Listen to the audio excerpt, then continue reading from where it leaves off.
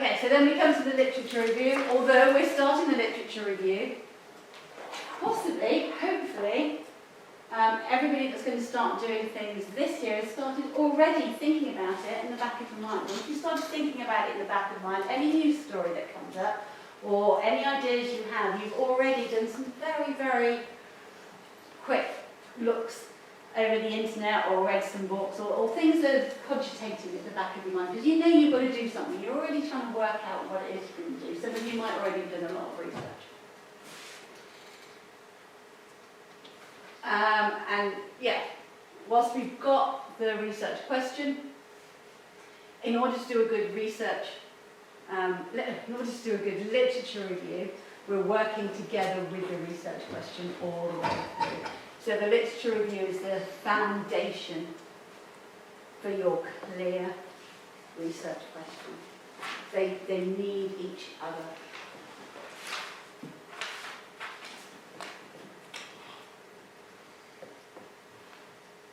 Yeah, so always, I'd always say this, and it's so important to me that your literature review is not just something that you have a deadline to do a literature review, you read lots of things, you write it down, literature review's done. Far, far more than that.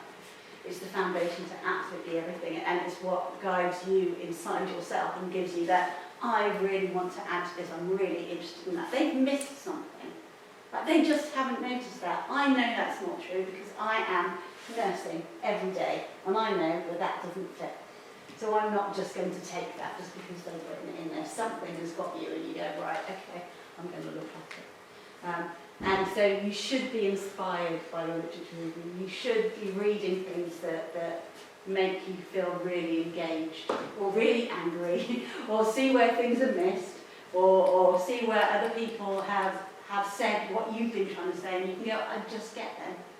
That's so I am going to, because you are totally, although you're very critical about it, and you read it, you then make your choices about which line of things you're going to follow. So hopefully you're going to find somebody who's putting things in the same sort of way, and you can very clearly say, okay, I've looked at X, Y, Z, A and B, and I feel drawn towards B. So I'm going to use that methodology and that way of looking at it for my dissertation.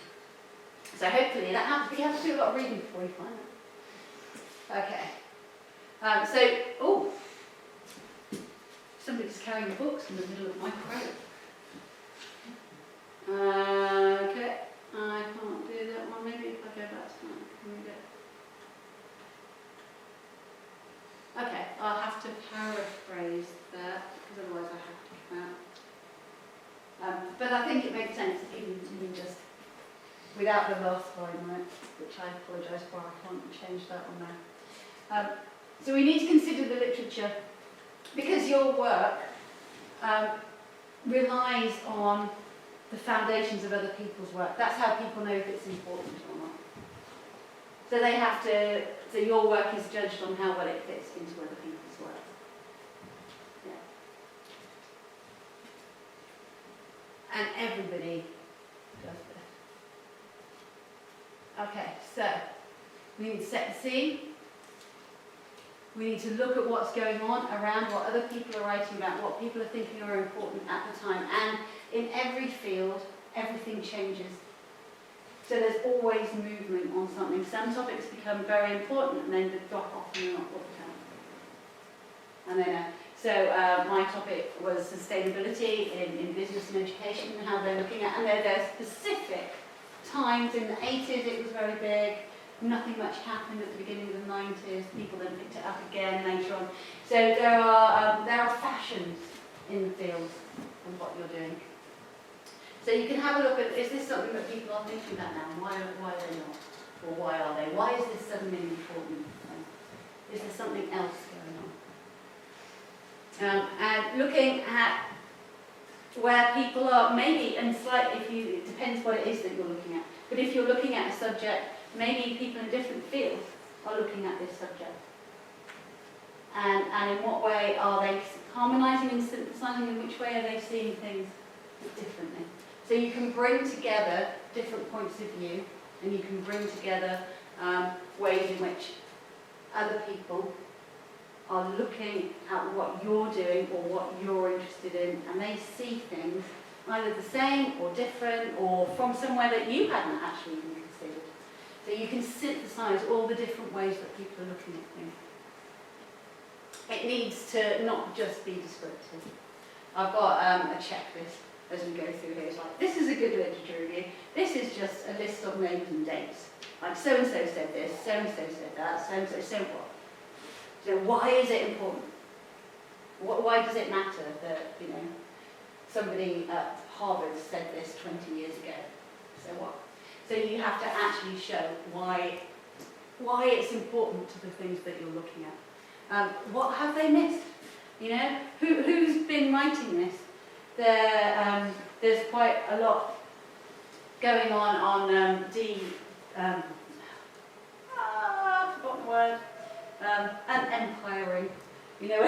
Trying to step the curriculum back a little bit from it just being, a load of white blokes at Harvard. People have started looking at it and going, well, if you're just in that one small place, you're just going to have the same information coming back. And it's centred quite a lot around. Has any of you come across Maslow's hierarchy of needs? Yes. Well, there's a big issue about that because that was carried out in a very, very small number of people, 25 people, all of them white, middle class, very, very wealthy, including a president, at a time of war. And so what came out of that is not actually applicable to other situations. But I say later on in here as well, when you're reading these authors, always check what they think later on, not just when they said it, but they revisit this in time. And Maslow brought that back and went, it's not always going to be applicable. It's applicable there, but you can change it around to other things for other things. So there are an awful lot of authors who revisit what they said and then go, I'm not so sure.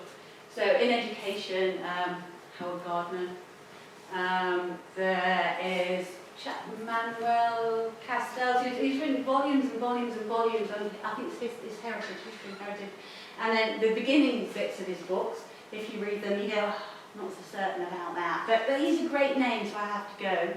And then at the end, he's totally changed his mind and gone, I think I was wrong. But unless you've read the other books, you don't realise that he's changed his mind.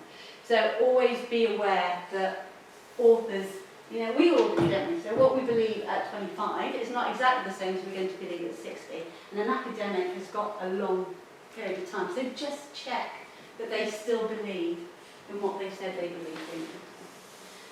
There's another slide in here which, I'll show you when I get it. Because again, the original one went in these slides, but that's not the one that's used now because it's been revised. So check. So that's strengths and weaknesses. One of the weaknesses is just make sure that the author is still saying the same thing. People are going to agree with things, they're going to disagree with things. Where is the point at which they're disagreeing? That would be quite an interesting thing to try and check. If it works in this place but not in this place, how's it going to work in the other one? And there's always going to be gaps. Luckily here, Isle of Man is pretty well almost always going to be a gap.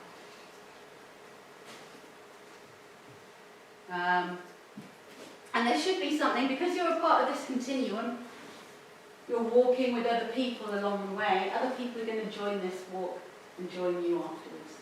So you should feel that you're part of a continuum. Okay, so what are we going to have in our literature review? All sorts of stuff. Articles, books, where are we going to get literature from? What are we going to look at?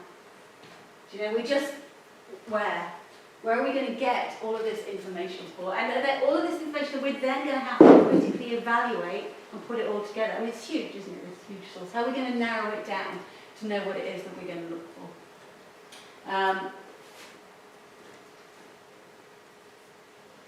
This is a good one. I would take a picture of this.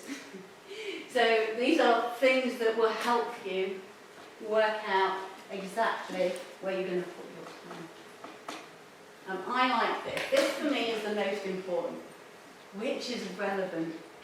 Once you've got far more clarity, just It's really easy to go, that looks interesting, but actually, are you ever going to be able to use that? Is that relevant to you?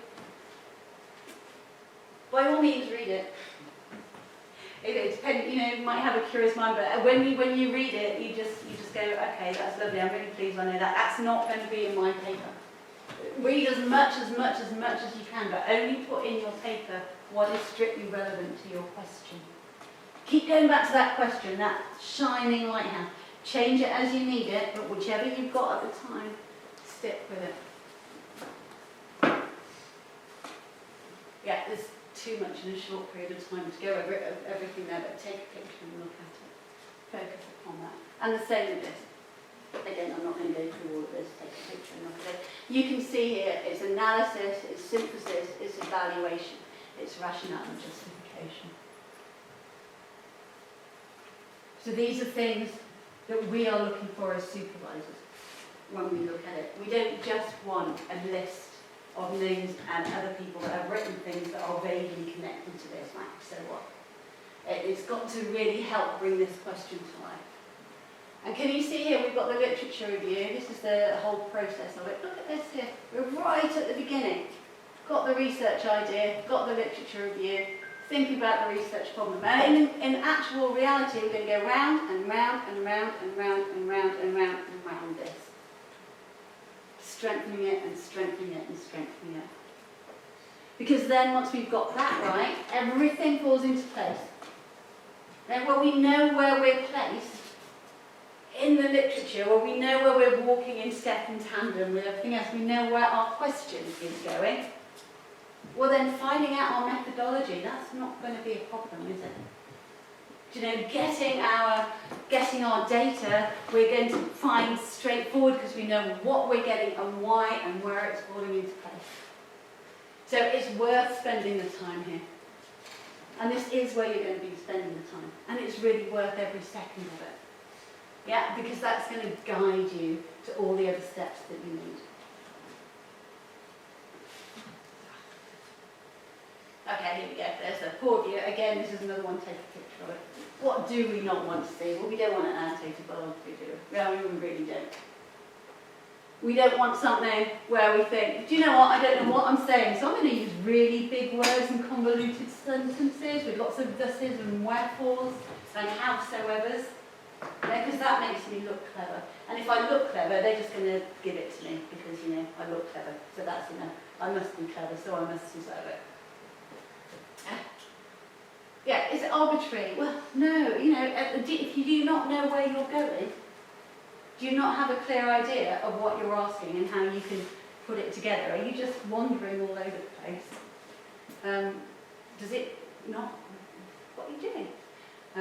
Yeah, so just keep it step by step, keep it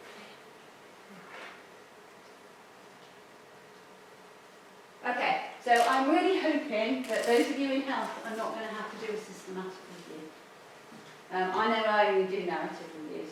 I've only brought this up to petrify people that have to do systematic reviews and make all the rest of you that are going to do narrative reviews go, oh, thank goodness for this.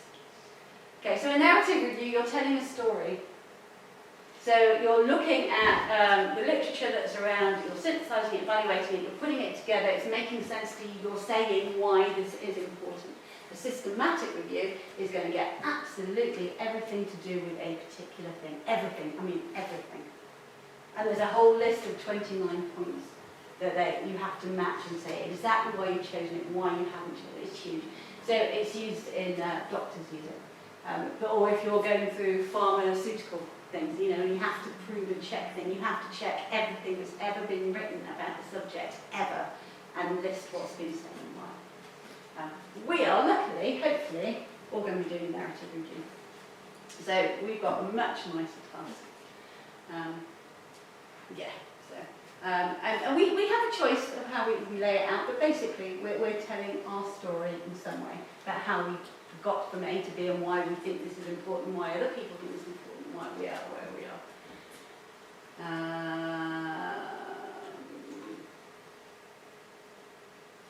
Find it, read it, evaluate it, write about it. It's this evaluation, this bit in the middle here, making sure that you've got your links, making sure that you understand why everything that you've mentioned is relevant, why everything that you've mentioned takes you one step further, why this thing that you read made you think of that. And then when you check that, you found they thought about something different. That's quite interesting, wasn't it? So you thought about that, and there's a little bit of a difference gap. So you thought, oh yeah, okay. Well, maybe if I use the measurements that this person over there said, that would make sense, because I can check this against that. And so I thought that that's what I do. And therefore you've got your pretext. You know, everything comes together then. You've linked it all together. You've explained why you've moved from one to the other. When you're looking for books, it takes a long time to write a book. A long time to write a book. I've just finished a chapter, finished it in May. It's still going through editing processes. By the time it comes out, I've had to say to them, can I please redo it and do it again, because now it's no longer current. It still isn't out. Somebody that's writing a book all by themselves takes a long time to write it. Then it's got to go through all this editing process. Then it's got to be published. Then it's got to be out there. By the time any book is published, it's out of date. It is authoritative. If you want to know a broad thing about a subject, it's going to be in your textbook. Yeah? If you want to know a specific thing, it's going to be in a journal. Textbooks are brilliant, but they're not going to be the most current thing that you've got. It's just the process of writing. It's just what it is. An academic journal, it's not good for your broad overview of the subject, but it's much, much quicker to get out there. So, and it tends to be things that people are interested in at the minute. So if you're looking at what's in the journals from 2022 onwards, wouldn't really go back 5 years unless it's a seminal text. You know, that will give you the idea of what's being talked about now. Always reviewed by experts if you go for a peer-reviewed journal. Quite often available open source. Not always, but there are more and more places offering open source access to an awful lot of them. Grey literature, very, very useful, very, very up to date. So these aren't produced for publication. They are produced to get information from experts to other experts that need to make very, very quick decisions. So they're interdepartmental things, or you know, somebody says, I need to know about this very, very quickly, and they produce it, and it's there. So there may be errors because it's always produced very, very quickly, but they are really normally done by experts, and it is there then. It's the most up-to-date information you can get for the time that it was done. Okay, lots of other sources as well.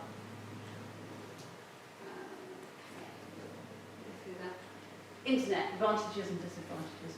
As Abraham Lincoln said, the problem with the internet is you never know what you're reading is genuine.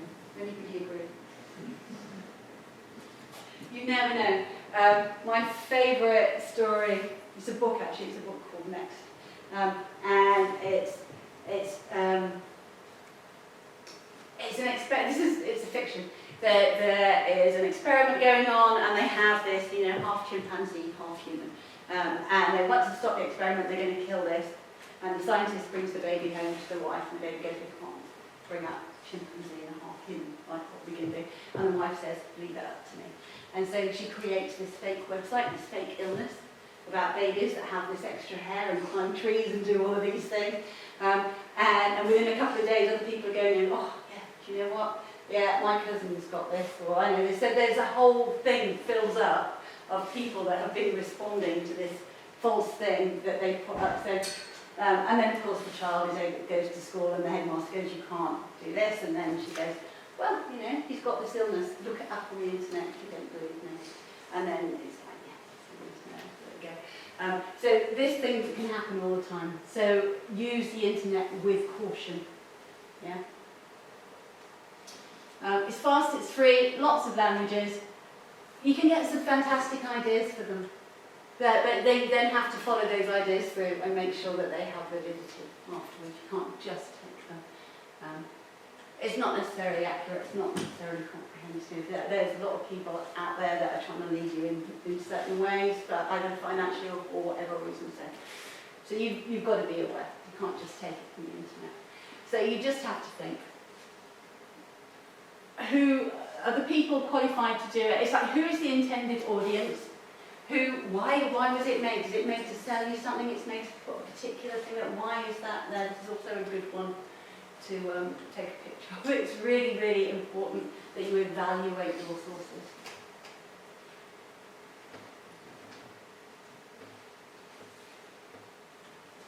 They don't, websites have to be curated, have to go up there. They're never just there for no reason. There's there for a reason. What is the reason? And does the reason make it a referee website? If you are looking for online journals, use the university website. One of the reasons is it's better because your key authors in the field will turn up a lot. It's much easier to see people that are the beginning in the field. And again, this is another evaluation thing. When you have a look at it, just make sure when you look at it, just check it.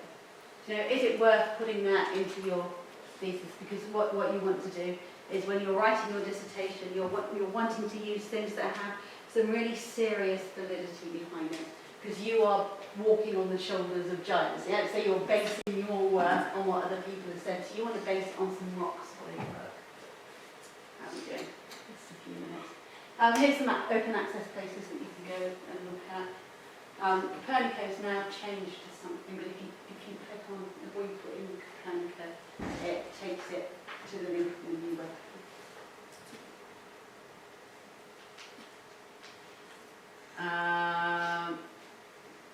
When you're looking up things, if you know what it is that you want to look for, finding the words to look for is important. This is where we need Ed, because he jumps around and does ands, ors, and nots. Have any of you done Boolean searching? Yeah. So Boolean searching is where instead of getting 100,000 things out of the internet, you can narrow it more closely down. So not every algorithm is equal. So depending on where you're looking for things, the algorithm is going to go, it's either going to be rubbish, lots of them are rubbish, or it's going to be super good. We're all used to Google that's actually, got a lot of money behind it and is quite good at finding things. Lots of other places that you go to find literature, the algorithms in their search engines are not up to it. So it's very useful to have these. So we already looked in the other one at your search thesaurus. This is giving you ideas of other things that you can look at. I'm not going to do that. Okay, so yeah, we had a quick look at that. Not this picture, but this idea in the questions thing. So you can look on other. If you make a map of other things that you might also find the information on. I said that other fields might be looking at the same thing. So having a think about the other fields where you can get information on the same thing. Who else might be looking at the topic that you're looking at? Right, and or. So, Boolean searching. So if you want more, you can put in, say we're looking for kittens or puppies. Kitten or puppy, and that's going to bring up everything. So you could, on this, you could put in survivors and organisational justice. Yeah, and that would bring up everything on that. But if you want to make it less, you can use the and instead. So it's got to have both of them. Yeah.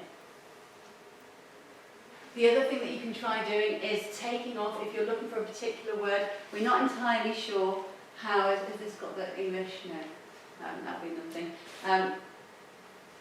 Instead of putting travelling, you could put just trav, and that will bring up travel, traveller, travelling, any other thing. So if sometimes being very specific means lots of things won't come up in your algorithm.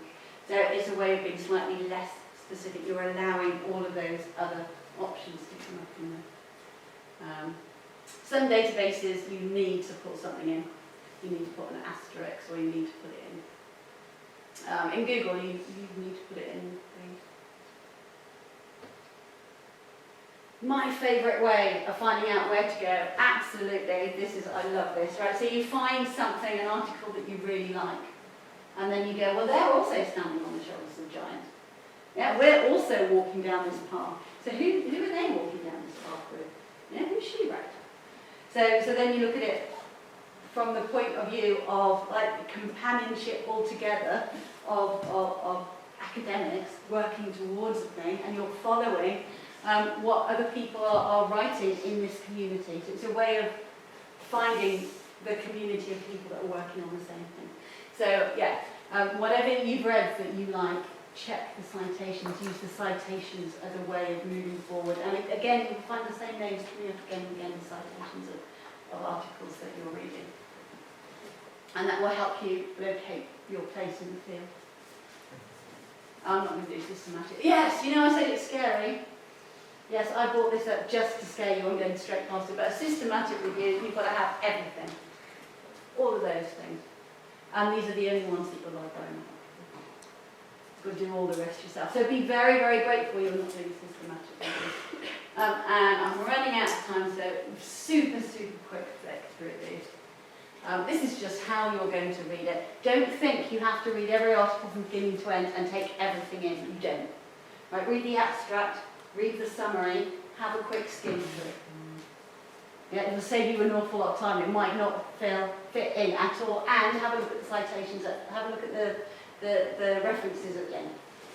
Yeah, because it may be that it doesn't quite fit, or it sounded good in the abstract, but in the summary, they've looked at it from a totally different way, or actually something isn't right. But you can have a look in the references, and if you have a look in the references at the end, it might lead you to somewhere which is where you actually want to go. So don't think you have to fully take everything in. Right, this is the other thing. Right, so Bloom's taxonomy. Very often seen like this, analysis, synthesis, evaluation. This is one of the things where people, well, he did, and other people as well, it's come back to and been revised, because it's just this topic, it's the evaluation and the synthesis. And then after it had been put around for a while, people are going, how can synthesis not be higher than evaluation? You know, you've got to evaluate it and then synthesize it. So this is entirely my fault. I didn't check it, I just put it in, and I should have done. What's happened now is what we've got is evaluation here, and at the top they've changed it to creation, which is another word for synthesis. So I didn't say synthesis, creation. It's still the same three main things, you know. You need to have a look at it, you need to read it, you need to be able to analyse it, you need to be able to evaluate it, you need to be able then to create from it, to synthesise it and create from it and move forward. It's not saying that this is wrong, they've just moved these around a little bit. It's always been these three that are very important things to do, and it remains so. And that's how we're going to read it. So we can skim through, and then when we think it's important, then we can start the analysis and the evaluation and synthesis to tie it all in together. And these are some things. What's new? How does it link with other things? Is it using actually the same family of authors? Yes, exactly. It's going to make me be here a while, so I would take photographs. Yeah, what does it mean? And be selective. Be selective. Don't pick everything. Don't just go, right, I've got to do this station. I know, I'm going to go to the library and I'm going to put 30 journal articles down. Right, there's my little review. I'm just going to take those 30. I'm going to say, I'm just going to quickly read through them, put them in some sort of order. Right, and then just write a biography to that. They're not all going to be valid. It's not going to lead you to a place where you can say, answering this question, this is how it moves to me. You need to read a lot, and you need to discard some things. Yeah, and some things are going to be more important. Some things are going to end up, and you're not going to know what they are. This is the exciting thing until you read them. But you're going to read one, and you're going to go, I need to use that methodology. Or I totally get why they looked at it in that way. Yeah, that's the way that I'm going. I'm changing this and moving that way. And you need to read them to find the one that actually speaks to you and goes, right, Yeah, that's what I want to do. So that might not be important to somebody else. That's why everybody's dissertation is different. Because other people will read the same thing, it won't mean anything to them. They'll go off in a different direction because they'll find something else. That's why your work is important. You know, your work is important because it's your voice walking in companionship with other people that are looking at it. It's really important. So what's important to you might not be important to somebody else. Yeah, so you're going to have different important things and less important things. Not everything is going to be of equal value. And that's the whole point of the narrative structure, as well as you can tell the story of why some things are important or not. Not going to go through that because it's really late. But these are some of the things that you'll need to be looking at. Who's got the ideas? Yeah, what's their perspective when they're looking at it? What theories and models are they using? Does that match to your theories and models? We don't need that because your supervisor will go through all of that with you. That's how we put it all together. And give yourself sufficient time. Just the top thing that I can say. This is really time consuming. It's really time consuming. Hopefully it's joyously time consuming, but it is. So yeah, you've got to not just uncritically accept things. That's also very important. Yes, I know, girl. Right, I'm dashing through. Yeah. Last minute. Yeah. Okay. So there we go. And this is the last one. How do you know if you've covered it? So again, take a quick picture of it. And it's really, does that all tie in? Are you telling the story? Have you synthesised it? Is the reason for you doing it clear? The end before Gail shouts happening.